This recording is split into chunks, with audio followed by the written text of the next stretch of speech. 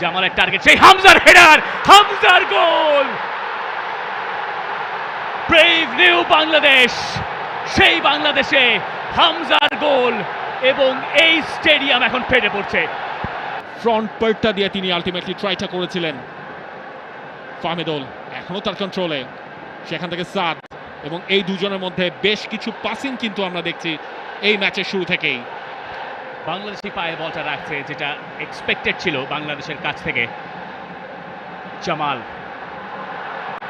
আরও একবার কাজেম শাহ ছিল তার টার্গেট। তবে জামাল ভুঁইয়াকে ম্যাচের এই মোমেন্টের ভেতরে আমরা বক্সের ভেতরে দুবার স্থান নিতে দেখলাম। সেটা হয়তো আতসুশি নাকামুরা, জাপানিজ কোচ ভুটানের, তাকে কিছুটা হলেও চাপে ফেলবে। জামালকে এত তাড়াতাড়ি আমরা বক্সের ভেতরে এত প্রেজেন্স তার কমই দেখি, এবং তিনি যেখানে আজ স্টার্ট করেছেন সেটা গোল থেকে আরও কাছে। ক্লাবে তিনি যেখানে খেলছেন এই সিজনে ব্রাদার্স ইউনিয়নের হয়ে, সেখান থেকে আরও বেশ অ্যাডভান্স পজিশনে। কাজেম শাহর পাস রাকিবের কাছে, রাকিবের শট, আরও একবার সেটা আটকে দিয়েছেন তেনজিন। বাংলাদেশের প্রথম কর্নার কিক ম্যাচের ৫ম মিনিটে। এই সেট পিসের প্র্যাকটিসটা বাংলাদেশ কেমন করেছে সেটার প্রথম পরীক্ষা আজকের ম্যাচটায়। এবং জামাল ভুঁইয়া তিনি যাচ্ছেন, কাজেম শাহ সেই বিউটিফুল একটা সাপ্লাই, রাকিব ঢুকেও পড়েছিলেন, তার সেই শটটা ব্লক হয়েছে। জামাল, সেখানে বাংলাদেশের সেন্টার ব্যাকে যেমন স্থান নিয়েছেন হামজা চৌধুরীও। জামালের টার্গেট, সেই হামজার হেডার, হামজার গোল। ব্রেভ নিউ বাংলাদেশ, সেই বাংলাদেশে হামজার গোল এবং এই স্টেডিয়াম এখন ফেটে পড়ছে।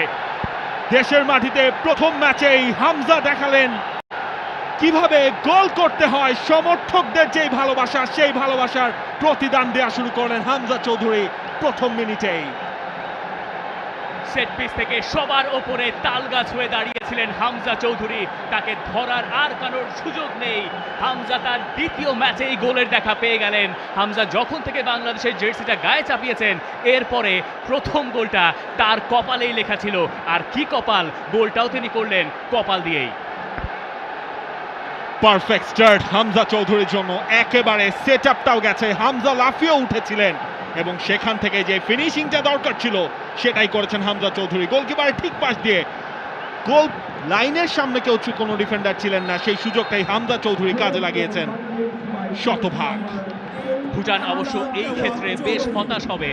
সেট পিস থেকে যদি আপনি একজন ফুটবলারকে মার্ক করতে চান স্পেসিফিকলি, সেটা এই হামজা চৌধুরী হওয়ার কথা ছিল, কিন্তু সেই কাজটা তারা ঠিকঠাক করেনি।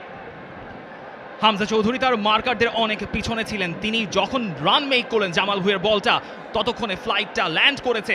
হামজা আনমার্কড অবস্থায় বলটা দিয়েছেন, সেই জায়গায় ঠেকানোর কোনো সুযোগ ছিল না। সেই রিপ্লেটা আপনি বারবার দেখতে চাইবেন। জামাল ভুঁইয়ার ক্রস থেকে হামজার গোল। Jamal Hamza duo is alive. For more updates, subscribe to our YouTube channel and click on the bell icon. Follow us on Facebook and Instagram. Download T-Sports app to enjoy exciting games and highlights. Visit tsports.com.